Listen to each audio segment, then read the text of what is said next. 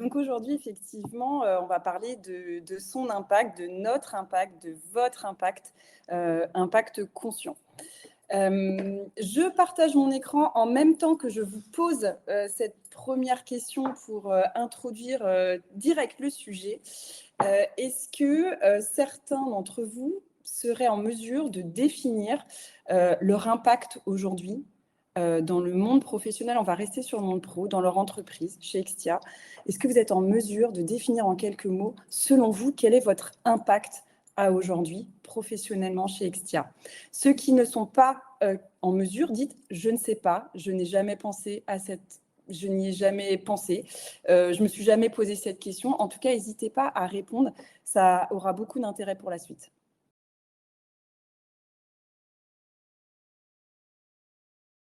Clairement, c'est un sujet c'est une question que l'on se pose effectivement assez rarement et qui a pourtant beaucoup d'importance.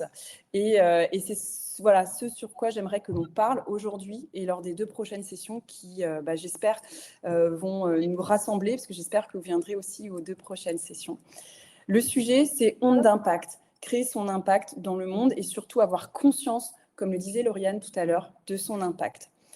Donc, pour ceux que j'ai déjà rencontrés, j'ai déjà fait un webinaire pour Extia sur le sujet de l'intelligence émotionnelle. Rebonjour, re-enchantée. Je suis très contente d'être là. Moi, je trouve que c'est super ces webinaires, franchement. Donc, je suis ravie d'y participer. Et aujourd'hui, de parler d'ondes d'impact. Pour ceux qui ne me connaissent pas, enchantée, je m'appelle Hélène, Hélène Joly, je viens de Rennes, je vous parle depuis Rennes, depuis mon bureau à Rennes, et j'ai créé il y a plus de 7 ans maintenant, 7 ans et demi, ma société que j'ai appelée Serenita dans le coaching et la formation, essentiellement sur le développement des compétences, les soft skills, et du coup sur la communication et le management. Donc en fait, dans cette entreprise, je travaille à la fois pour des particuliers, des jeunes en études supérieures, des particuliers qui viennent à mon bureau, qui peuvent venir de tous horizons, qui ont des âges très différents, hommes, femmes, enfin bon voilà. Et puis je travaille aussi pour des entreprises qui auraient besoin de mes services, notamment sur des sujets de management et de communication. Et depuis 7 ans et demi, j'ai observé pas mal de choses, j'ai rencontré beaucoup de gens, et il y a un sujet qui est venu, qui a été celui de l'impact. Je me suis rendu compte à beaucoup d'échelles que les gens avaient beaucoup de mal, d'une part, à prendre conscience de l'impact qu'ils avaient véritablement, et d'autre part, à le définir. Et c'est vrai que c'est quelque chose qui n'est pas évident, tout simplement parce qu'on n'est pas habitué à se positionner comme ça et à se poser ces questions-là. Et c'est déjà vraiment aujourd'hui là-dessus que je voudrais aller vraiment avec vous. Donc, c'est voilà, quelque chose que j'ai développé, une marque, onde d'impact, grâce à des retours clients de tous horizons, comme je vous le disais. L'idée porte sur le fait qu'on a tous en nous une onde qui est capable d'influencer positivement le monde qui nous entoure. Le monde professionnel, le monde personnel, enfin notre sphère privée, et ainsi de suite. On a en nous cette onde, mais le truc, c'est qu'on n'en a pas conscience, ou très rarement conscience. Donc, l'objectif d'onde d'impact, c'est d'aller chercher ce que j'ai appelé du coup l'impact conscient. Et quand on me demande parfois de définir c'est quoi en fait l'impact conscient, je réponds avec beaucoup d'humilité que c'est un super pouvoir que l'on a tous en nous en réalité. On a tous en nous, mais on n'en a pas conscience. Et donc, Onde d'impact a pour objectif d'amener la conscience de ce super pouvoir qui est en nous. Et ça, quand on a ce super pouvoir, qu'est-ce qu'on fait en fait En finale, on brille, on vibre, d'où Onde d'impact. Et j'ai constaté que finalement, chez Extia, c'était un sujet qui vous touchait beaucoup. Quand je suis allée sur le site internet, j'ai vu cette phrase que j'ai mise là sur le côté. C'est ce qui nous anime au quotidien, what makes us glow. Et donc, j'ai trouvé ça génial. Je me suis dit, c'est cool, on va se comprendre, en fait. On va parler sur, un même champ lexical, vibrer, briller. C'est quelque chose qui nous parle déjà. Mais est-ce qu'on en a vraiment conscience? Et surtout, grâce à quoi on va briller? Grâce à quoi on va vibrer? Et moi, mon rôle est vraiment mon goal, c'est de montrer qu'on peut briller et impacter par soi-même, c'est ce qui est écrit sur cette slide, sans chercher à faire mieux ou davantage, mais peut-être parfois différent, voire moins. Eh bien, écoutez, maintenant, si vous voyez bien, vous pouvez lire ce que j'ai dit, c'est magnifique. On peut briller, impacter par soi-même sans chercher à faire mieux ou davantage, mais peut-être différemment, parfois moins. Et moi, vraiment, vraiment, ce que j'aimerais qu'on travaille tous ensemble, c'est ça. C'est pas rien de briller. C'est pas rien, c'est peut-être même un truc qu'on cherche tous en tant qu'individu, briller. Mais briller par soi-même, juste en étant soi, sans chercher à toujours faire plus, en fait. Ça, c'est encore mieux. Et c'est vraiment vers ça que j'aimerais qu'on aille ensemble.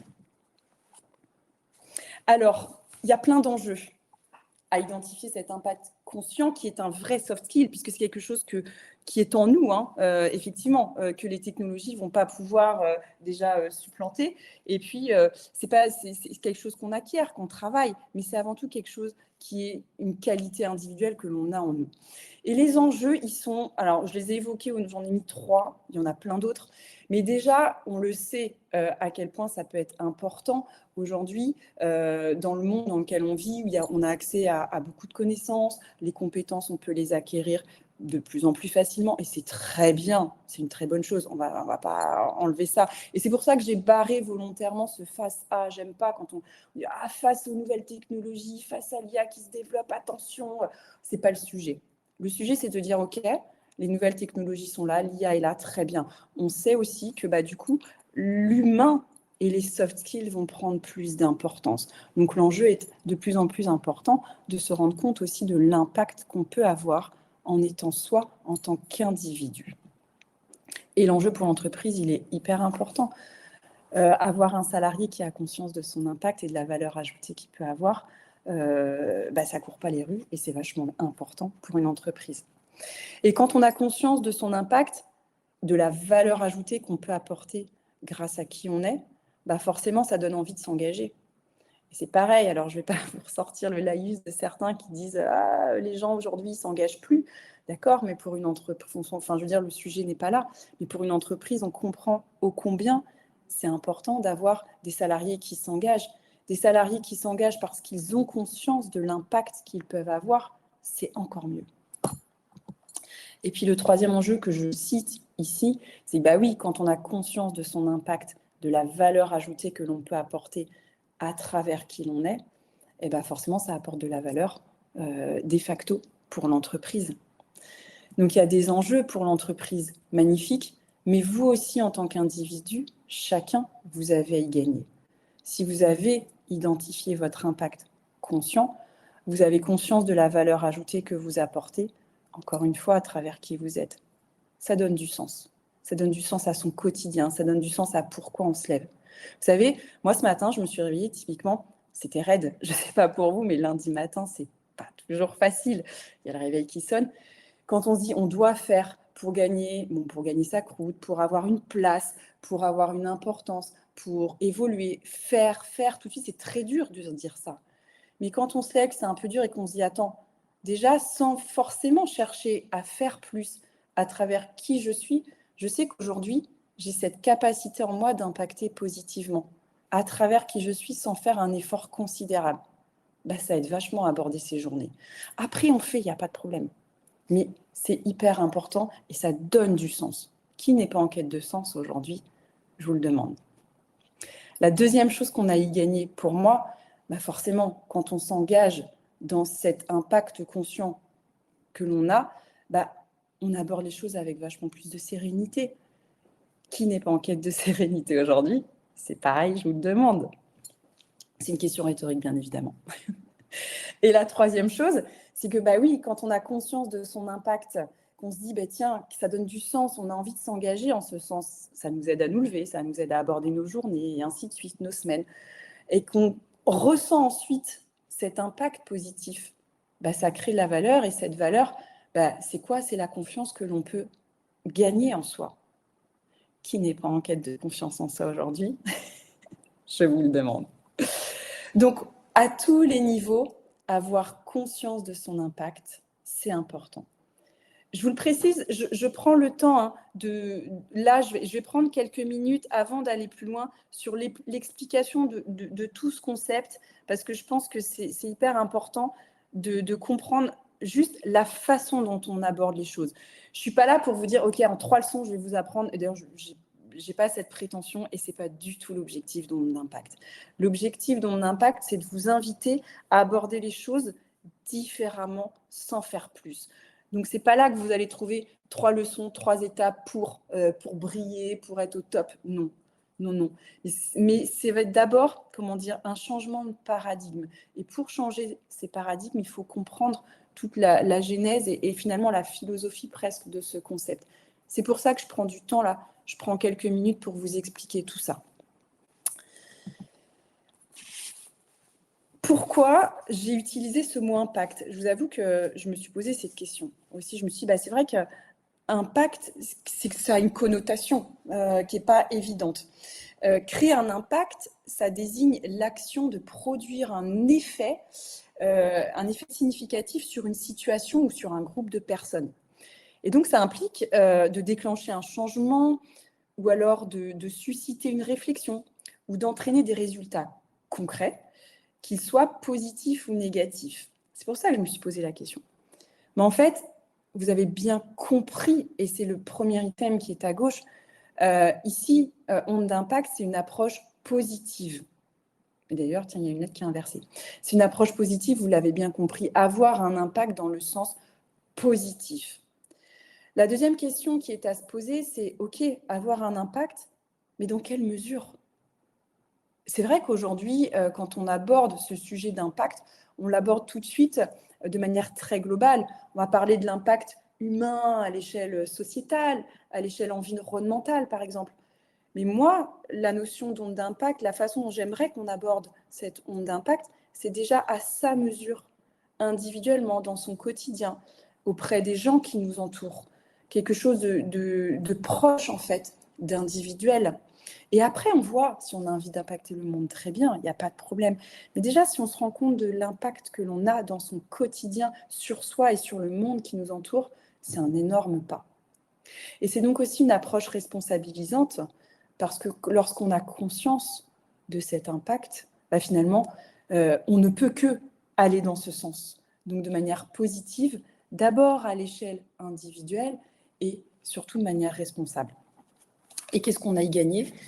Une façon de vivre plus légère et avec profondeur à la fois. Et l'idée, c'est d'avoir la certitude finalement presque d'être à la bonne place. Quand on a conscience de son impact positif à son échelle, on se dit, ouais, en fait, je suis bien là où je suis. Est-ce que j'ai besoin d'aller chercher plus, d'aller chercher ailleurs?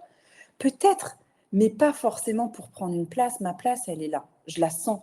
Je suis au cœur. Vous voyez, les noyaux blancs des ondes, c'est chacun de vous. C'est nous, en fait. On est là, on brille, on vibre à travers qui on est.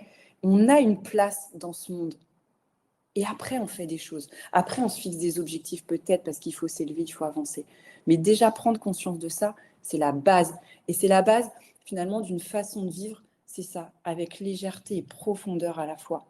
Et puis, pas forcément en comparaison aux autres. Quand on est bien là où on est, est-ce qu'on regarde l'autre en se disant « Mais attends, je suis nulle, j'ai foiré, je suis pas là, je suis pas au niveau, en fait. » Beaucoup, beaucoup, beaucoup moins. Et c'est donc dans cette optique-là que j'ai créé Onde d'Impact. Alors, depuis tout à l'heure, je suis persuadée que vous posez la question de pourquoi il y a 2C Impact. Je vais donc mettre fin à ce suspense immédiatement. Effectivement, c'est un acronyme, comme on en trouve souvent. Le I, c'est impact. C'est le sujet central. Quel est notre impact? Le M, c'est la mesure, vous savez, comme je vous l'ai dit tout à l'heure. À quelle mesure on impacte déjà? Déjà dans son quotidien, sur soi et sur les gens qui nous entourent. Le P, forcément, c'est l'impact positif. Je ne me verrais pas parler d'autre chose que de positif. Le A, c'est celui de amour. Ouais.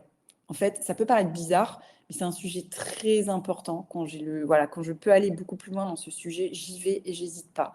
Ça paraît étrange, mais ça ne l'est pas tant que ça. Et si on se regarde soi avec amour, si on regarde l'autre avec amour et pas avec peur, pas l'impression que les gens autour de nous, l'environnement nous est ennemi, en fait, ou contre nous, c'est pareil, c'est tellement plus simple de prendre sa place. Le C, c'est le C de conscient. On est dans l'impact conscient et non pas dans quelque chose que l'on ne maîtrise pas. Le C, c'est le choix.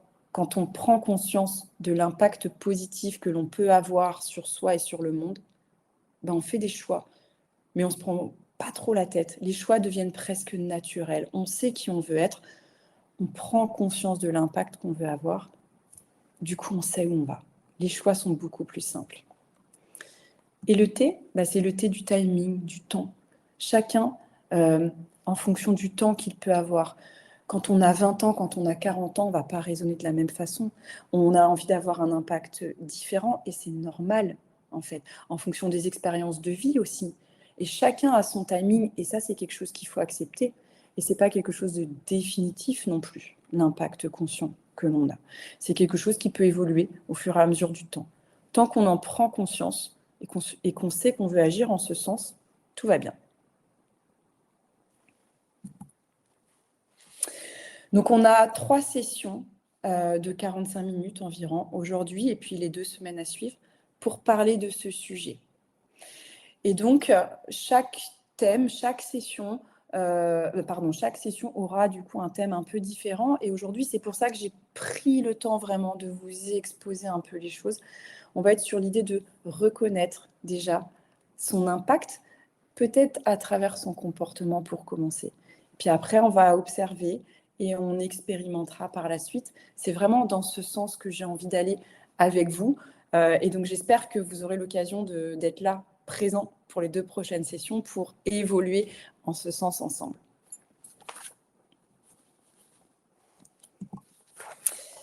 Alors, cette slide, je vais y rester quelques temps. Et elle vient introduire cette question, mais pourquoi, en fait, c'est si important de parler de ce sujet? Pourquoi c'est une nécessité presque de parler de son impact conscient? Alors, j'ai expliqué les enjeux, ce qu'on avait gagné, certes, mais en vrai, c'est hyper simple ce que je dis. Impacter positivement son monde juste à partir de qui on est. Je veux dire, c'est quelque chose qui devrait être d'une simplicité sans nom. On laisse sa trace, on laisse sa trace à travers qui on est. Et pour autant, comme je vous le disais tout à l'heure, moi, ça fait 2 ans et demi que je travaille vraiment sur ce sujet, voilà, que je prends des notes, je fais plus que ça, que je fais des recherches, etc. Et que ce soit avec les particuliers ou les personnes qui sont dans les entreprises, des gens qui bossent sur leur bilan de compétences, qui font des formations sur le management ou la communication, eh bien, à chaque fois, quel que soit leur âge, quel que soit, on va dire, leur statut dans l'entreprise, qu'ils soient hommes ou femmes, quand je pose la question de « mais quel impact vous pensez avoir ?» tout comme je vous l'ai posé au début de cette session, est-ce que vous avez conscience de votre impact à travers qui vous êtes? Eh bien, la plupart du temps, on me répond non, ou alors je ne me suis jamais posé cette question. Et c'est ça qui me fait penser que c'est hyper important d'en parler, parce que c'est quelque chose normalement qui devrait être presque naturel et on devrait commencer par là. Qui on est, quel impact on a à travers qui on est. Alors ouais, je peux vous le dire, des livres de développement personnel, ces gens-là, la plupart du temps, en ont plein, des objectifs, ils en ont plein. Mais juste moi, qui je suis, quel impact j'ai, ça s'est passé à la trappe. Alors, vous voyez que sur la slide que je vous présente, il y a 2 schémas. Alors, il y a à droite le schéma que vous commencez à comprendre, qui est cette onde au cœur de laquelle il y a chacun de nous, ce noyau dur. Et puis après, des vibrations qui vont en expansion, on va dire, en élargissement, en partant de soi. Et à gauche, il y a cette fameuse pyramide de Maslow que vous connaissez probablement. Alors, pour ceux qui ne connaissent pas cette pyramide, c'est donc Abraham Maslow qui a mis en exergue le fait que l'être humain cherche à s'élever donc à monter vers l'accomplissement personnel qui est en haut, en satisfaisant, les besoins de la base, besoins physiologiques, sécurité, appartenance, reconnaissance et accomplissement personnel. Il satisfait les besoins un à un. Et finalement, c'est ce qui va motiver l'être humain. C'est-à-dire, une fois qu'il y a un besoin satisfait, bah tiens, il se dit, j'ai besoin d'aller sur le besoin du haut. Si je me sens appartenir à une entreprise, par exemple, hop, ça y est, je me sens bien, je sens que j'appartiens à une équipe, à une entité. J'ai besoin en plus d'aller chercher la reconnaissance derrière ça pour ensuite finalement me sentir accomplie. Ce constat, il est là, il est réel. Répondre à des besoins humains, c'est une nécessité. Je ne suis pas là du tout, et je n'ai absolument pas cette prétention, mon Dieu, de contredire cette théorie, puisque c'est un constat.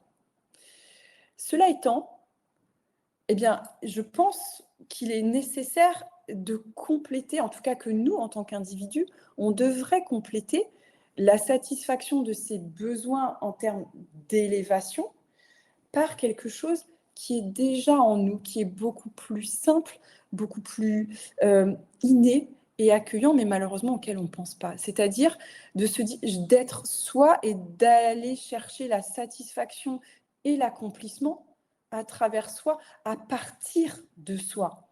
C'est pas une quête de soi que je propose. C'est à partir de soi comment on peut impacter positivement, comment on peut créer de la sécurité en étant soi, comment on peut appartenir, non pas en allant chercher ce sentiment d'appartenance à travers les autres, en attendant qu'on vienne nous chercher, en attendant qu'on vienne nous intégrer.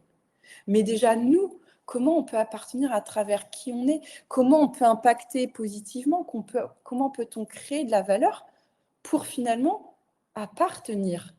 Oui, c'est pour ça que je dis c'est une démarche positive, d'abord partant de soi individuel et ensuite responsabilisante. On ne va pas attendre de l'extérieur que nos besoins soient satisfaits. Parce que quand on fait ça, la plupart du temps, on est déçu. On attend souvent que les autres répondent à nos besoins, si on attend ça de l'extérieur. Alors que quand on va chercher la satisfaction partant de soi, c'est beaucoup plus responsabilisant et valorisant, et on est moins déçu.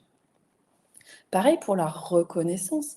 Si finalement, à travers soi, on se rend compte de l'impact positif que l'on peut avoir, on recherche beaucoup moins la reconnaissance à travers les autres. On sait que dans notre quotidien, finalement, on a cette valeur ajoutée. Je vous demanderai après, voilà, j'espère que vous aurez plein de questions à me poser, etc., pour qu'on en discute un peu plus. Mais voilà, j'espère que ça résonne en vous, ces notions, parce que pour moi, elles sont hyper importantes. C'est deux choses très complémentaires. Finalement, là où la pyramide de Maslow place les besoins dans une progression ascendante, et donc l'accomplissement personnel dans une progression ascendante, étape après étape, où on est dans du faire, où on va chercher vers l'extérieur, eh bien, Onde d'Impact va proposer de briller à partir de soi, à partir de quelque chose qui existe déjà en nous. Et c'est un rayonnement qui part de nous. On n'est pas dans une progression ascendante, mais dans une démarche plus d'expansion, de brillance. What makes us glow, en fait, comme le dit si bien Extia. Et si je peux me permettre, à travers aujourd'hui, rien que le contexte tel qu'il est aujourd'hui, voilà, 2026 démarre, et c'est pour ça qu'on s'est dit c'est bien de le faire en début d'année avec Extia, parce que souvent, voilà, début d'année, allez, c'est bien, on se fixe des objectifs, on a envie de, voilà, super. Mais en fait, on se dit, mais est-ce que c'est si important ce début d'année, ces objectifs, si déjà on réfléchit à soi, qui on est et comment on impacte positivement. On sait très bien que le contexte n'a pas été évident en 2025. Et donc, des fois, on se dit, allez, on va repartir sur autre chose. Oui, d'accord.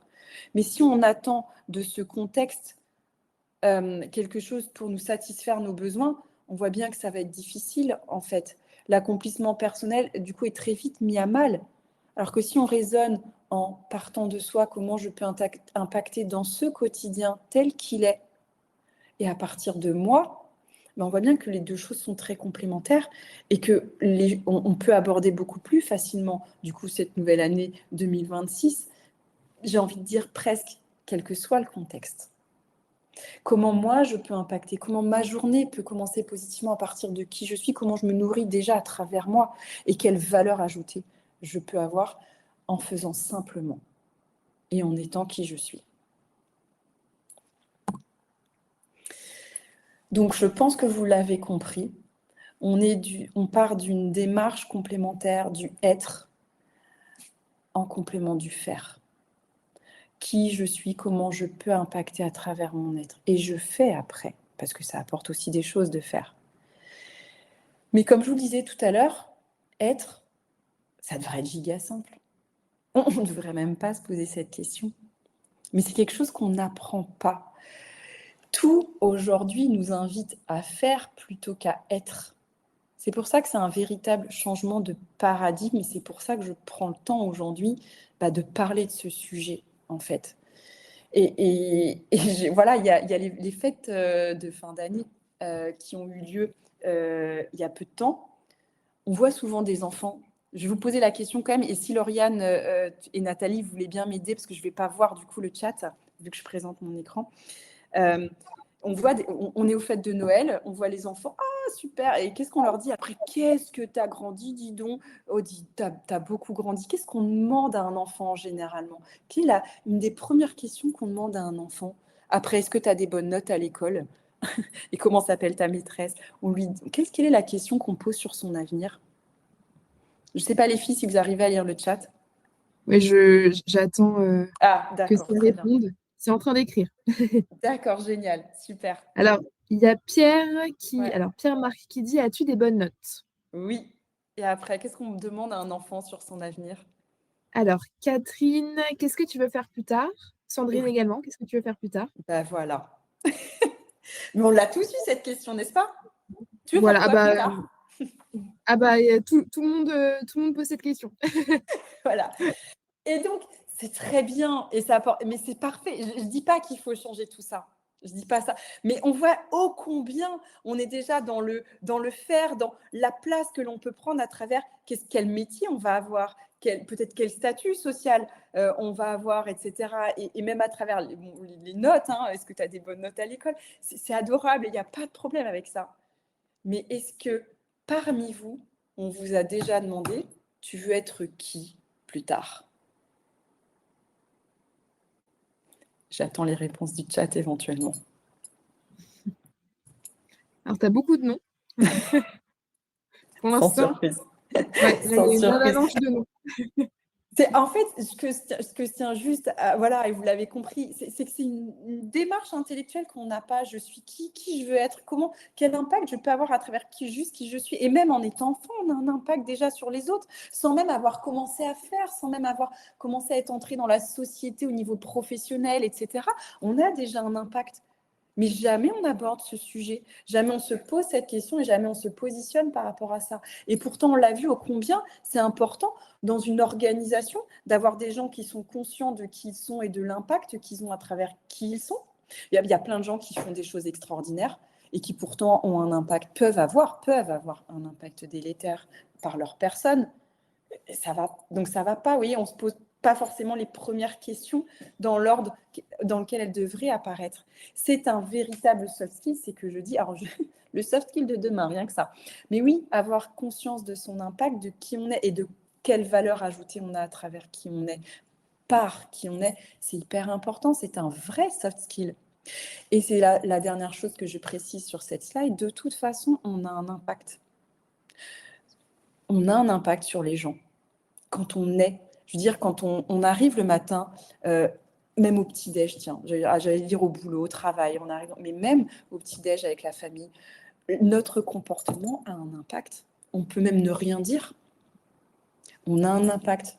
Et même parfois, quand on n'est pas là, je vais un peu loin, mais ça peut avoir un impact. Ne dit-on pas briller par son absence? Voilà, les gens peuvent briller par leur absence. Et c'est le sujet du jour, briller, vibrer à travers qui on est. Et vous voyez, en fait, toute cette démarche, on n'en a pas forcément conscience.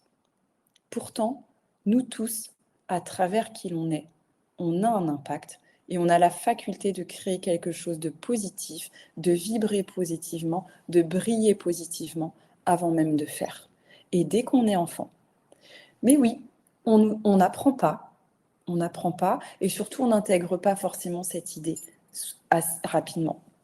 Et alors, plutôt que de réfléchir à est-ce que je suis à la hauteur? Est-ce que j'ai bien fait? Oh, putain, mais je me sens nulle, là, j'étais à côté de la plaque.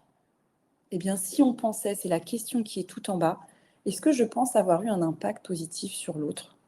Vous verriez ô combien ça peut changer, en fait, vos journées. Tout comme quand on se lève le matin et qu'on se dit « Ouah, ça va être chaud, j'ai beaucoup de choses à faire. Est-ce que j'ai vraiment envie de les faire, ces choses-là ?» De dire « Ok, je vais entamer ma journée peut-être déjà en ayant conscience que peut-être, je vous donne un exemple, je suis une personne extravertie, peut-être un peu plus introvertie, mais j'apporte beaucoup de sérénité à travers ma personne. Je pose les choses, j'apporte de la tranquillité, par exemple. Eh bien, que ce soit l'un ou l'autre, je vais faire rire les gens ou je vais apporter de la tranquillité. Eh bien, en fait, on va avoir un impact. Et rien que ça, bah, ça aide énormément à commencer ces journées et à se dire, OK, après ça, je vais faire. Est-ce que je pense avoir eu un impact? Est-ce que je pense avoir un impact positif sur les gens qui m'entourent? C'est la première des questions avant même de se demander est-ce que j'ai été à la hauteur? Finalement, j'ai envie de vous dire, si on répond oui à la première, on devrait répondre oui à la seconde et non à suis-je nul? En fait, en répondant à cette première question, on répond déjà aux deux autres. Au-delà de, il y a le être et le faire, il y a aussi le jeu, en fait. Tout ça, cette démarche, vous l'avez compris, ça part de soi, c'est individuel, mais c'est tellement pas individualiste.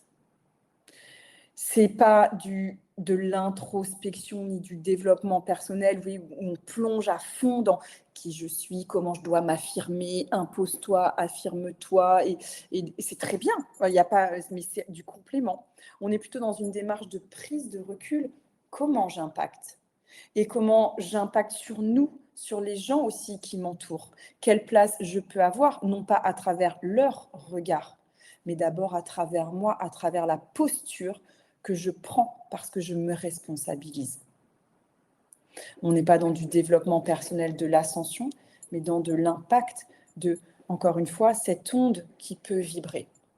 On n'est pas sur soit son nombril, on est sur une prise de recul, une prise de hauteur, une conscientisation de la valeur ajoutée que l'on peut avoir et que l'on a tous.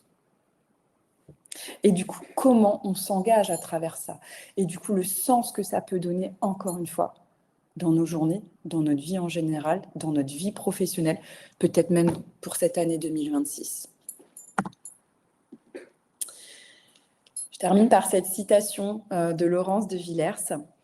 On a tort d'imaginer l'élévation comme étant nécessairement verticale, comme s'il fallait aller plus haut, toujours vers l'air raréfié des sommets des extases. Il existe une transcendance horizontale qui ne fait pas rejoindre les hauteurs, mais gagner en amplitude. C'est tiré de son livre La splendeur du monde, alors qui parle d'un tout autre sujet, mais j'ai trouvé que ça allait très bien, justement, avec ce que je voulais vous évoquer aujourd'hui, cette idée de, voilà, d'ampleur, de vibration, de brillance, on y met ce qu'on veut comme mot, mais en tout cas d'impact, en partant de soi. Et donc j'y mets ces derniers mots. C'est là ce que je veux avant tout aujourd'hui, ce que je tiens à vous faire passer comme message, c'est ce qui est magique, c'est ce que je vous disais au début, il n'y aura pas à faire plus, il n'y aura pas à changer forcément. Ne changez rien, tout changera. C'est d'abord là que ça se passe. Et peut-être que justement, vous en ferez moins. Et c'est là que c'est magique. C'est qu'en fait, on se rend compte que juste en ayant une prise de conscience, en changeant de paire de lunettes sur sa façon de voir les choses, d'appréhender qui on est et l'impact qu'on peut avoir, et bien en fait, ça peut tout changer.